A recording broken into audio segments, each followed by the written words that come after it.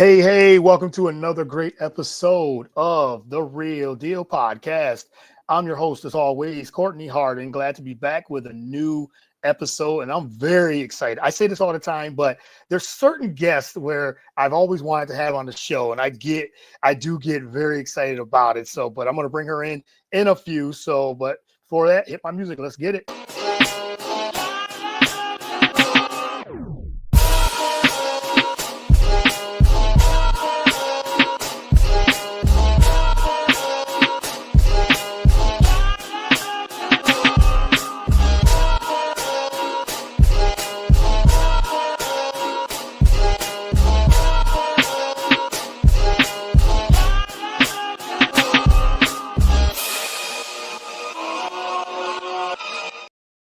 All right. Once again, happy Friday Eve. This is Courtney Harding of the Real Deal Podcast. New episode. Glad to be back with another episode. And you can find the show on all the podcast platforms, whether it's Spotify, Apple. We're on YouTube. We're also on Spreaker, BS3 Network, BS3TVLive.com.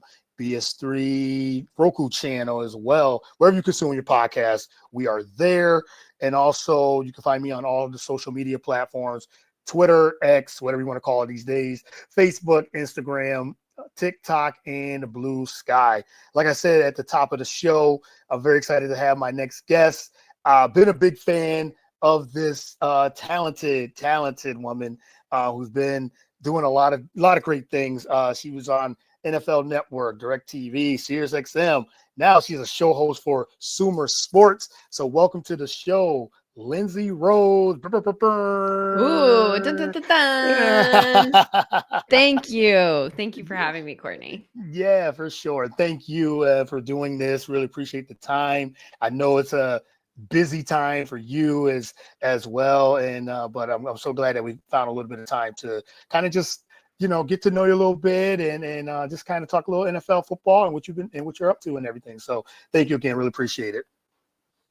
I'm happy to talk about all of these things. We were, as you and I were talking about before we got started, it takes a little minute to find the workflow once you're in the season. And so still in the process of trying to figure out, my camera is wanting to do a whole bunch of different things here.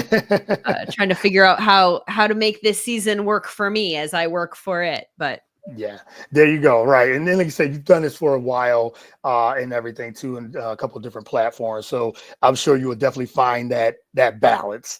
But it is taking a little bit of time. But it's like I said, it's just week 3 of the NFL. Let's get started. I always ask my first time guest, who is Lindsay Rhodes and how did you get into, the broadcast and sports in general, your love of sports?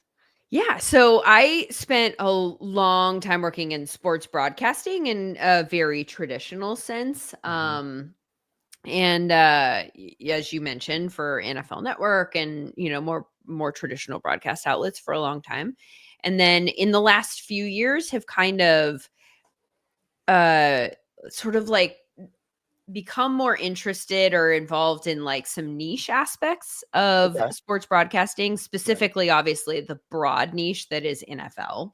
But then also off of that, fantasy, and then some of the like advanced data and really having the opportunity to dive into like why things work the way that they work and how things actually really work, and kind of, going past some of the broad themes that I think were the ones that I focused on most, or, the broadcast networks that I worked for focused on most for most of my career. And so more recently, I'm somebody that really, really likes digging into like weedy concepts and trying to find information that is not easily found. And so I'm having a lot of fun kind of meeting new people, having conversations with new people, and working more of like a silo of the NFL sports media space.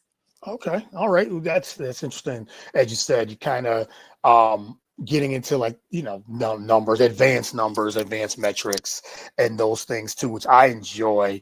And I've really enjoyed you on, like I told you before, I've enjoyed you on NFL Network. And Love all the work you did there as well. And now with the way, NFL Network now is going to be heading into the Disney, ESPN, and everything too. What changes have you seen with NFL Network from where you started and where it is today?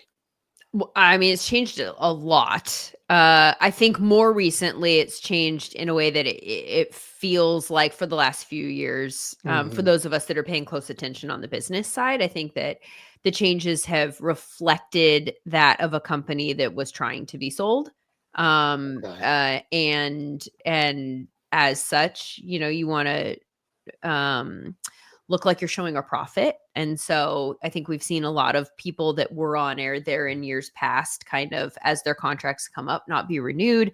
And I now it all makes sense. I think that they've been really telegraphing the fact that the move that they just made with ESPN was a move that was going to happen. Yeah. And so it looks like it'll be interesting to see what it looks like moving forward, frankly, because now that you sort of merge with ESPN, what parts of NFL Network actually remain, what parts are not swallowed up or in some sort of consolidation of talent and voices and look and feel and all that kind of stuff. But yeah, it feels like it's changed pretty dramatically in terms of what it was trying to accomplish, and I think what it's trying to accomplish now.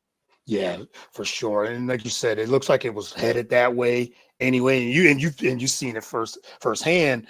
But the thing I look at it from the outside looking in is, you said, will ESPN make any changes to the network? Will it still stay traditional to what the element of NFL Network was and is? I hope it does. I hope it stays the same. I really do. But now with Disney and ESPN, you just don't know. I hope that's a good move for them.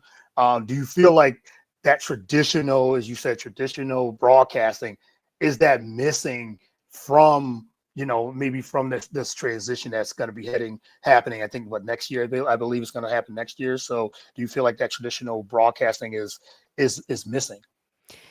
Well, I think what's happened, just broadening out from NFL Network specifically for a minute, I think what's happened in the last 5 years in a very dramatic way is that I think we've witnessed media change, across the board. Right. And sitting on this show talking to you is a perfect example of, like, now that everyone has an outlet to do their own programming and their own shows, I think, and this is honestly part of the reason that I become very interested in the silo that I was talking about earlier, is that now that everybody has an opportunity, there's no gatekeeper standing there saying, you can't be this if you want to be this. Like, everyone has a path with which they can at least try to be the sports broadcaster or create the content that they're interested in creating, without one person or 5 people, depending on the number of networks or wherever you're looking, saying, you're not what we're looking for, or I don't think that you have it, or I do think that you have it. Now there's this democratization of content and media. And I think we've seen in a lot of ways the downside of that, right? Like, there's no verification. You don't know who's actually doing the hard work to check to make sure that the things that they're saying are accurate versus not accurate. That's a separate story. That's the downside. On the pros, though, you have people who have been able to go out and create content that they think is interesting to them, that if you work for a big company, they would never do this content. There are so many examples of this. Working at an NFL Network or an ESPN or a Fox or whatever, the goal there is numbers, monetization. They want to be able to sell the numbers. Right. And so it's always, what can we put on the air that will reach the most people, that will keep our rating the highest at all times? And so, working at NFL Network back in the day, there were times when we wanted to talk about teams that were in smaller markets with less popular, like smaller fan bases, and we're discouraged sometimes from doing that. And then there are other teams that clearly have huge fan bases that are talked about quite frequently. And I think we can all name which teams those are. and so there becomes this cycle of broad conversation at all times that I think if you are a hardcore fan, or you really are interested in finding out what's going on, sometimes those conversations just don't serve you. Like they just can't go past the thing that is the broadest way in to talk about that game. The quarterbacks are always going to drive those conversations because everyone can have an opinion about a quarterback. But if you're going to talk about a guard who has an ability to pull really well or like whatever, like that's never going to happen. And so with this democratization of things, with the YouTube explosion and social media, people have carved out really specific niche lanes for themselves where they dive into this stuff, and we're finding so much information that we just haven't had access to in the past because, again, gatekeepers, a small group of companies are saying that's not interesting to our audience. And so now, I think that in some ways the content, we're in a really good period of time for like, I'm just going to talk about NFL content for a second. The types of things that you can find out now, you would never have had access to this information before because people can create a whole job for themselves where they can monetize a YouTube site. And, it's not making like millions and millions of dollars, but it makes enough to pay their bills. And so there you go. That's like the bar is lowered in terms of how many people you have to reach with each message. And so I think in a lot of ways, the messages have become smarter in this particular space. Yeah, yes, I agree 100%. And things have, like you said, things have changed over the years. Just you said, just in the last 5 years, where you said more YouTube channels and more social media, the content creators and things like that has changed tremendously from traditional media, things like that too. And I totally agree on that. We got a couple of comments here. Just wanted to hit up here. Nathan Ramasandra said he said hi, Lindsay. He said you were on his show back in 2020. So he was just saying that you are the best. I agree 100%. So he said it was called the NR Hour, but now so thank you for the comments. Thank you for tuning in as well. So now you went from NFL Network now to Sumer Sports. Now talk a little bit about joining Sumer Sports, what it is, and because it's a company known for its for analytical approach, which I know, like you said, you love. You just said you love that lane in itself. And what's some of the biggest challenges of moving from something like NFL Network to a platform like Sumer Sports? So Sumer Sports, for people who are unfamiliar with it, is I have a hard time describing it in an elevator pitch type of setting like this because I think that this is a good problem to have because the company is, as we speak, sort of expanding within itself at a massive rate. So it's the way that I think the way that I would have described it like 6 months ago is that we are a football data and scouting company. And we provide platforms for teams and various entities that need information about the product. We have tracking data. We have all sorts of different ways that we can pull ways to analyze and evaluate different facets of the game, right? And so that has value to college teams and NFL teams, and then hopefully a cross section of the audience as well. There's also, now I would say that we're a football AI company because that's sort of taken over a lot of our product building. We have built a football AI chatbot called Sumer Brain that's going to be out soon that we're really excited about, that is sort of everything that you know about like ChatGPT. And I've talked to so many people in the last 6 months now. This is specifically on my radar for selfish reasons. People who are like putting their fantasy football questions into ChatGPT or putting football related questions into ChatGPT and then watching their reactions to it, because ChatGPT and other products like this are built to be just such broad language models that they don't know all of the ins and outs about football and the specificities, I guess, to the conversations that we have within the football space. So we've built a product that does know all of those things, and we're in the process of training it to know how to talk football and which stats actually matter, which ones we should prioritize and deprioritize. And so I'm really excited for that to hit the market and people to start putting the questions that I've heard them putting in about, like, you know, who they should start for their fantasy team and why. I'm excited for our model to be able to answer those in a really detailed and analytical way, as opposed to just saying, you know, this person's expected to score more points, which, you know, I think a lot of us are like, yeah, I know.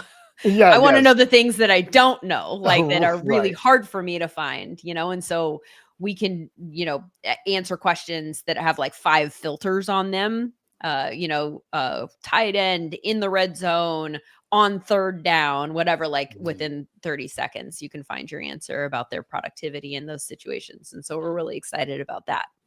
Yeah, that's like in a more of expansive way to look at, like you said, not just start and sit. Like you said, yes, we know to start Jamar Chase, but why? You know, like those are the typical questions that people would. I mean, they would ask that, and should I start Jamar? Like, yeah, you start your stud, start your number one.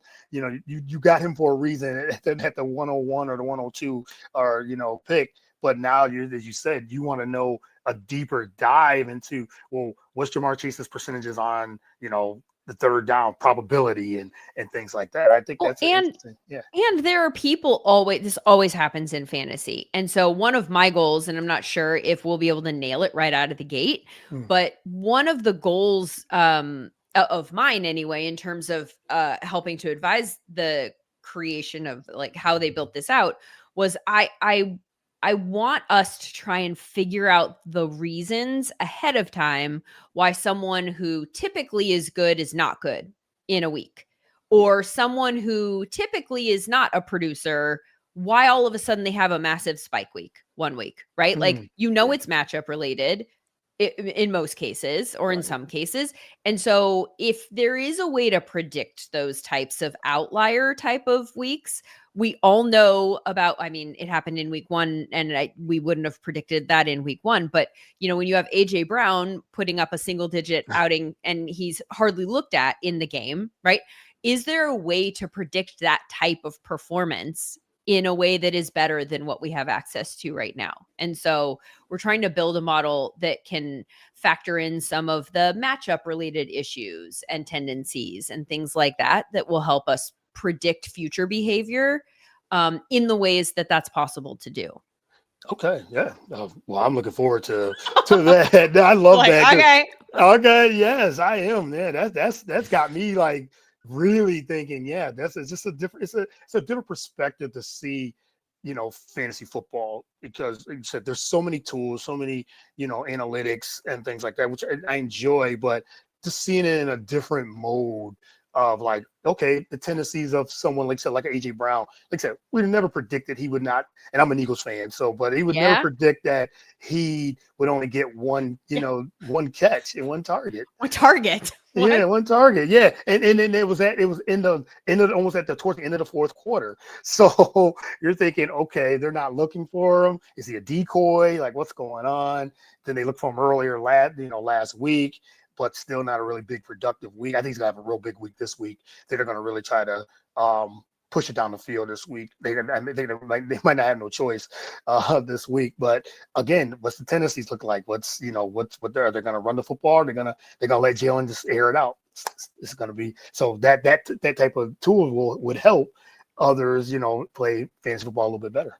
Because a lot of times, honestly, and I am guessing that you are like this. I think most of us are like this. You think about it,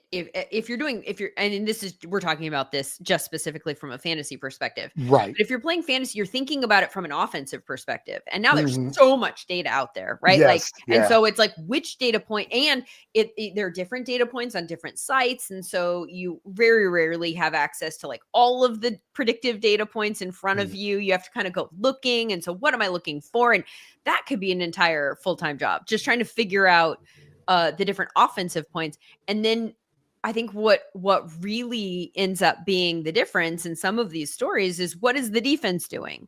Because you ideally want your quarterback, you want your offense to take what the defense gives you, right? Yeah. So if the defense is just going to give you something and you can have success with that, then and I'm not saying this with regards to the AJ Brown week 1 situation, but in some cases it's smart to not force it. Like, do the thing that they're going to give you. And if they continue to give it to you, and if you continue to have success, so how do we predict what that's going to be? Right. Like, there are ways to predict that. We typically don't think about it from the defensive point of view. We think about it from the offensive point of view. And so, and I'll be honest, it's hard for me to do both. It's hard for me to take in all of the offensive information and then also flip around and take in all of the defensive point of view. We're a very offensive minded society when it comes to football. Yeah, it's very offensive minded. And I wish that you was on like when everyone's talking about, got to go specifically for the Eagles, talking about that, like Jalen Hurts, he's just, whatever the defense is doing, he's not forcing it. And I think that's a good way to say it, because that's what it was. Everybody wants these offensive explosions. You say offensive minded, but the Eagles are thinking, we're not going to turn the ball over. We're going to give what the defense is giving us. We're going to just, if they're going to give us the underneath stuff, then we're going to do it. Yes, they're going to have to take chances, but for sure, yeah. And from a fantasy standpoint, you want as many points as you can get just to win each week. But again, from a different way, they're just doing what the defense is giving them, and they're winning. So that's the main thing from the real life football. But for fantasy, we want all the points we can get. Yeah, we do. Yeah, we want all the points we can get. We could do a whole segment on just that, just talking about the analytics of it. But for time, we'll keep moving as well. But you've covered a lot of different sports, from college football to the Olympics as well. And what's your process of getting, up to speed with different sports besides NFL, the Olympics? I mean, it just shows how much of the versatility that you have as well. I guess it's a good thing for my career that I sort of like studying. Yeah. To a degree, like that's a component of this job that people don't really talk about, right? Like you turn on the TV and you see someone standing there talking about something, and you can debate, yell at the TV and talk about what, but what you don't see is how much work usually goes into preparing for that moment. And so when you're going from sport to sport, it's a totally different process now that I've just lived in the NFL lane for so long, because you only have to pay attention to what's new that day, right? Like, I already know all of the backstory, and I know everything that happened last week and last year and the year before that. And so this is the framework with which I'm approaching today. And now there's new information. Justin Fields is out. Jake Browning is going to be the quarterback for the Bengals. So I'm just inputting the new data and calculating the effect that has. So that's a much easier study process. Before I worked at NFL Network, I worked at Fox Sports Net in Los Angeles. I don't think it's called that anymore, but Regional Sports Network, where we covered all of the different teams in Southern California that were in its viewing market. And that was pro, college, high school. And so there were days, like weeks, where my assignments would be, I would go do like Lakers pre and post one day, and then the next day I would do a Kings report at practice, hockey, and then I would go to a USC football game and host their pre and post game show, or do sideline for a different sport, and then mix in some Angels there. And so it was very much study driven, because if you're showing up at the end of the week to an Angels game, but you've been at Lakers and USC and Kings the days before, you clearly are not actually watching every second of every Angels game in preparation for going. And so I have become professional at catching up. And figuring out where to find information that will catch me up in the most efficient way. I've become, I think people who do what I do become really good because they have to, at knowing where the best information is coming from, so that they can just find it quickly, right? Like, I can't follow everyone on Twitter because I need my feed, particularly in the days when I was reporting. I need my feed to be very value added for me, so that I don't get bogged down with stuff that isn't helpful. And so I think, in that case, it's a really good I would recommend it for anyone who wants to do anything in broadcasting at some point, to work somewhere where you have to do a ton of different things, like wear different hats, be different roles. Like I said, hosting, sideline, reporter. These are all very different skill sets, and it's different ways of telling a story. And then also different sports, because that type of variety kind of teaches you a lot of the skills. It's like we talk to our kids when they're in school. You're not just learning about math or science. You might not utilize that in your future career. What you're learning right now is how to learn. You're learning the skills that you will need, So if you are going to prepare for a math test and math doesn't interest you, well, how are you going to get ready for that? Like, how are you going to prepare in a way that you're going to be ready on, I almost said game day. I'm so sports trained. Yes. But like for that test, how are you going to set yourself up to succeed? And then for me, that was the skill that I really needed, so that I could do that one day. I know all the information I need to know to have created what I liked to do is always say, okay, what do we not know? These are the things that we know. This is the base with which our audience is working from. What are the questions that I have that are still outstanding? And how can I, in my one day of work, help answer those questions? How can I ask the right questions that drive us and push the story forward? And so I think it's an important skill set to have, just from a life standpoint. Yeah, I like that. Yeah, and it's always good to, as you said, especially in broadcasting media, if you're behind the camera or whatever it is, that you're learning different skill sets, or, like I said, a variety. And it's always good to have, as you said, a lot of information that you might not even use, but at least you studied it and you have it and you're ready to go. And just in case you need it, you do have it there as well. So you kind of went right, as you said, from the Olympics to college football to basketball, and you just kind of just flow right through. It's good. I think it's good to learn a lot of different sports, and I try to do that too. I've watched so many different sports and know like a lot of the rules and things like that. So it's always good to kind of be well versed in a lot of a variety of things. They also inform you too, in ways like there's crossover. I mean, they talk about that with athletes who are young.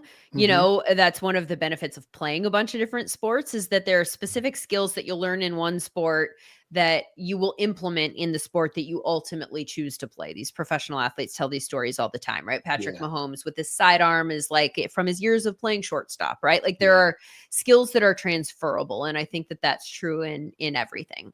Yeah, for sure. And that leads me to another question. I just got a couple more before I let you go. I knew I could talk to you for hours. So, but this is good. This has been fun about the storytelling and everything, presenting that to audiences about the athlete, not just what they can do on the field or on the court or anything later, but off the field and off the court too. How important is storytelling to you when you're presenting about a certain athlete, certain coach, team? How important is storytelling to you?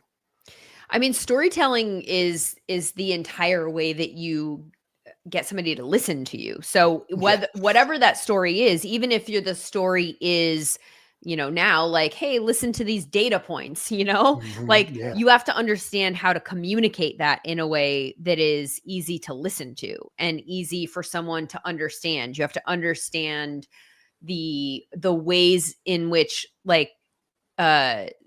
you have to be able to pull somebody in and make it feel interesting. So even if it's not something that they think at first blush they're interested in, you got to give them a reason to be interested in that. And so I think from a storytelling standpoint, I don't necessarily live in a lane right now where I'm telling stories about somebody's background or things like that. That was But from my sideline days or from the days of, again, doing Fox Sports West, where you're doing like a feature for a pregame show and you're like taking somebody behind the scenes and saying, look how much work went into this moment. I think all of these different ways of telling stories are important, just to pull people in. And I think that's one of the reasons that people love sports so much, is that everything has a story attached to it. Everything does. I think it's why the NFL is so hugely popular in comparison to other sports, because the stories are easy to metabolize. Like they're easy, they're obvious on a week-to-week basis. First of all, 17 games in a regular season, as opposed to 160. What's the official number? Like a lot for right? 162, a lot. Yes, baseball. a lot. So the truth is, in baseball, not every game does matter. It honestly isn't. Like, you want to win more than you lose, but if you lose a game or you go 0 for 4 on that day and somebody puts a mic in front of your face and they're like, "What happened?" You're going to be like, have you Are you ever seen kidding this me? sport before? Like, Yeah. Did you that's see? the way Right. it goes.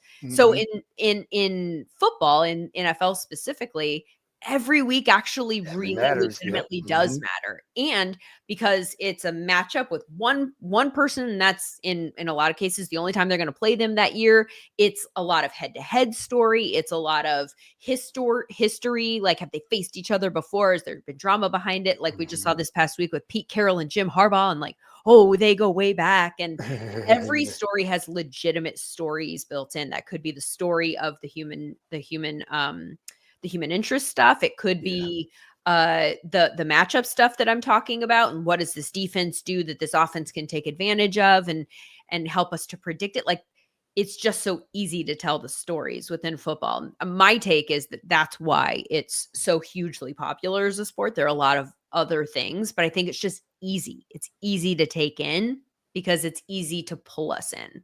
Yeah, for sure. Yeah, you're right. The human interest of it is very important. And you said sometimes the story is already being told. It's being told on the field as well. And if you're looking at, watching a game and you see how the game is progressing and things like that, you talk about Patrick Mahomes' sidearm throws. It's like, man, that would be an interesting, like, why does he do this? And he might just paint the picture for you right there on the court, on the field where he's doing that. And then you ask him that question. It's like, it was an instinct. Okay. That's a story in itself right there. Like, where did that come from? Where does, someone who wins a lot of 50-50 balls, right? Like a big contested catch guy. Like you could, how did you get good at that? How do you get good at that? Is that from a basketball background? Is that something that you can get better at? Like, every little thing has a story attached to it that somebody could go tell, that in my mind are a bunch of different fascinating components. It's very fascinating. Very, very fascinating. All right, I just got 2 more, and then I will let you go back to a busy schedule, because I know it's just staying busy. Plus, we got football tonight as well. Yes, exciting. Thursdays, and then got college football on the weekend, and then NFL also. But I wanted to ask you about, the fantasy football this week, or just in general as a whole. What do you think of this season so far, the first 2 weeks from a fantasy perspective? There's been so many different, as you talk about AJ Brown not being targeted enough, and other things and so many injuries now to certain quarterbacks. Joe Burrow out for most of the season now, and things like that. But what's been like a couple of things that, from your vantage point of how fantasy football this season has been? So I'm always interested in week 1's my favorite week of the year, I saw you said that. Yep. because we spend so much time in the off season, trying to redo the roster in the draft, right? Like, so we have fun trying to fix the problems in that sense, and then and free agency, and then afterward trying to figure out what the new roster is going to look like and how it'll all play off of each other. And you're trying to predict, in fantasy drafts are so fun, a way for us to kind of put those predictions into practical terms. And so I think the first few weeks, week 1, you get the most information. And then I would say the next checkpoint is really week 4, because you just want the data to settle. Like, we've got the Colts over here right now looking like world beaters. And with all due respect, literally, because like I respectfully just did not expect them to be as good as they are right now. But also, I'm not ready to say that they're good. Right. And I mean that respectfully, but it's just such a small sample size, and the Dolphins have been kind of a mess. And so you want to let things settle and not overreact to things in the first couple of weeks. And that's true in fantasy also. You've got people who are having huge spike weeks. Is that going to continue? You have people who are not as involved in the offenses from a production standpoint. Like, you've got Brian Thomas Jr. over here. Like, the number of trade offers that I have been sent that involve either wanting to get him or wanting to unload him. It's just he must be one of the most heavily traded people right now. I would think so. Yeah. But what I think is interesting are the people that are doing what you don't expect them to do. I mean, that isn't like rocket science, but for instance, like Wan'Dale Robinson, we have a metric at Sumer Sports that is tracking data derived that judges or scores every single play positively or negatively, the way that a team would score them as well, and have taught the model by feeding it just hundreds of thousands of football plays over the years, and then given it results of like, hey, here's how you score this. Now it does it on its own. And what I think is so cool about it is that it's player agnostic. It's literally just, I've seen this before. This is a good thing. This is a bad thing. And so you have names that pop that are interesting. And in the first 2 weeks of the season, we've had 7 wide receivers that have been in the top 10 in Sumer score both weeks.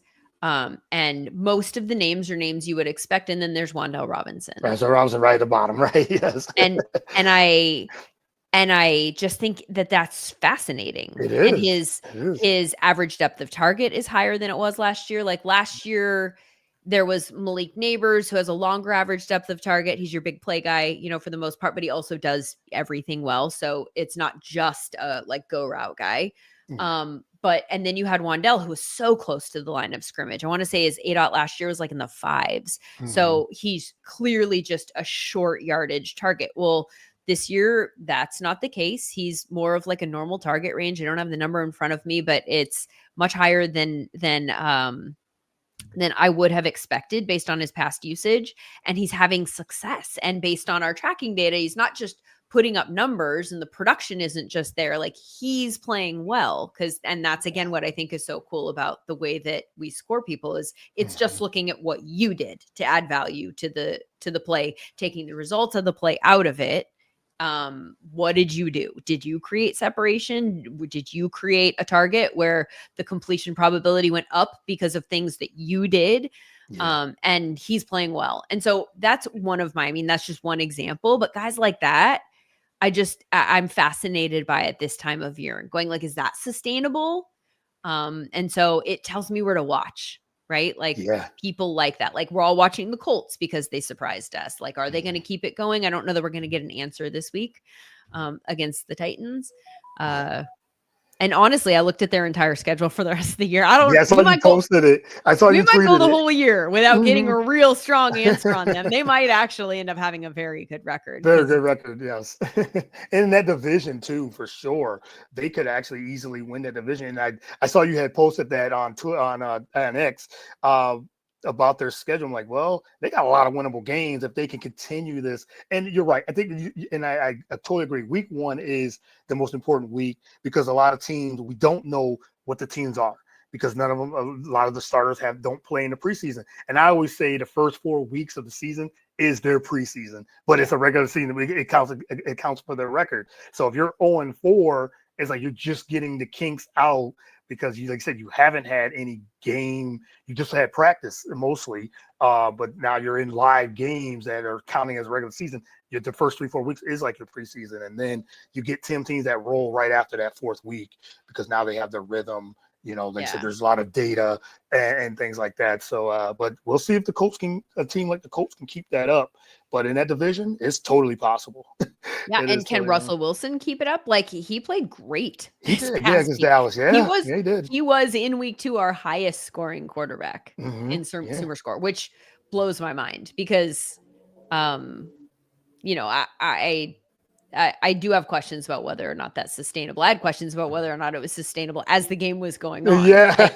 I was like, I don't know. He's been good for too long. I feel like we have a moment coming up here where it's just like the wheels have to fall off, right? Yeah, he turned back the clock. Like, how much can this be sustainable? And then, but again, if he can play like that, but they continue to keep losing for whatever reason, it wasn't his fault. It was just the defense couldn't stop Dallas. Yeah. And yes, he did make a couple mistakes, but you couldn't ask for anything better for Russell Wilson, the way he played. Can that be sustainable?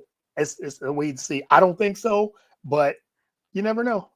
We'll see. I mean, clearly as players get older, this is true for quarterback. It's obviously true for wide receiver. I mean, obviously for running back, all of them, honestly, like, you now become very reliant on a coaching staff to put you in specific. I mean, this is true always, but it's specifically and especially true as you get older. And there's things you cannot do as well as you used to do because your body just won't let you do them.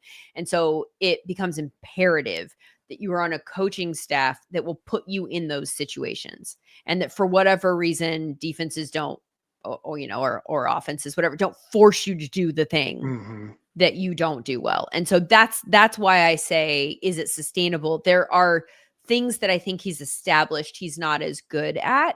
And there are things that he still does well. So is a defense going to allow him to just tee off on the things that he does well? Or are you going to force him into those situations where you have some weaknesses?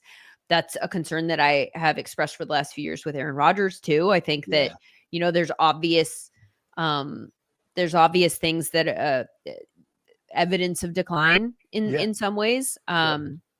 His average depth of target is one that I'm keeping an eye on because he can still make throws. And then this is, I think, the trap that we fall into sometimes. There are plays where someone shows they can make a throw long, but like being able to do that consistently once your body starts changing is a totally different story. And so Aaron Rodgers' average depth of target is way down this year. And last year he had the lowest average depth of target of his entire career to that point.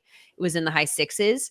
And then this year he's come out of the gate and just been, it's been a lot of short, he has one of the lowest average depth of targets in the league right now. And so these are just the things that, like, I know a lot of people are like nerds and average depth of target. And yes, maybe that is a very nerdy thing, but going back to the point that I made when I first started here, like, I'm at a point in my career, I don't want to just talk about it. I want to learn about it. I want to know the whys. I want to find answers that help me feel like I kind of have an idea of what's coming, right? I want to solve, it feels like a puzzle to me.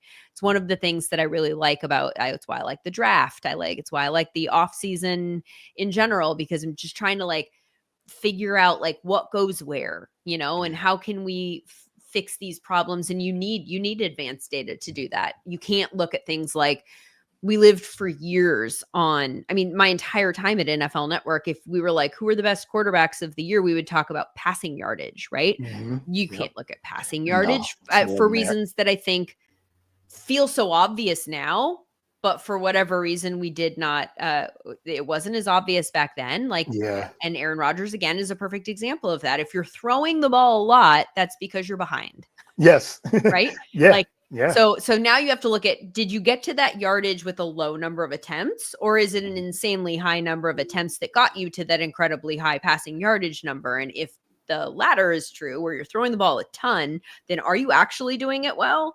Because there's a reason that you're down. There's a reason that you're trailing, and then you're forced to throw to come back into the game. And so there's just, I realize that looking through advanced data points might not be everyone's cup of tea, but hopefully, again, that's when the storytelling comes into play. And hopefully we can find ways to find the right data points and then explain them well. I do think that's an area that, like, the data science community needs to do better, or could do better, is that a lot of people that understand these things, just like whether you should go for it on fourth, or whether you should kick, or whether you should, go for two, or whatever these stories are, a lot of times the narratives attached to them are like, duh, and you're like, okay, maybe let's just explain it better, as opposed to, trying to make people feel stupid, which is really a snapshot of everything, right? Like, everything, that's true for everything right now. Yes. Let's talk nicely.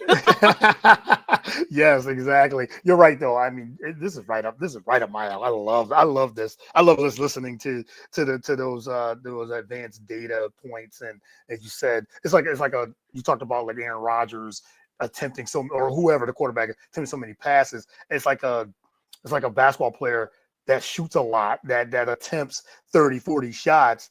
How productive is that? Are you doing that in a proficient? Are you doing it proficiently, or are you not doing that in proficient? Are you just going out there just shooting on a bad team? You're just shooting bad shots on a bad team, and it's not resulting into wins. So it's kind of the same thing. It was like, where are 100%. where are you making those attempts, just like passing attempts and things like that too. But Lindsay, this was incredible. I really enjoyed this for sure. I could have like listened to you for hours and hours and hours, just going back and forth, just talking about different elements and things like that. I definitely would love to have you back on the show again during either, maybe after the season, or maybe during the season, a little after season 2, and when there's more time and everything too. But I really enjoyed this, and I can't thank you enough for doing this.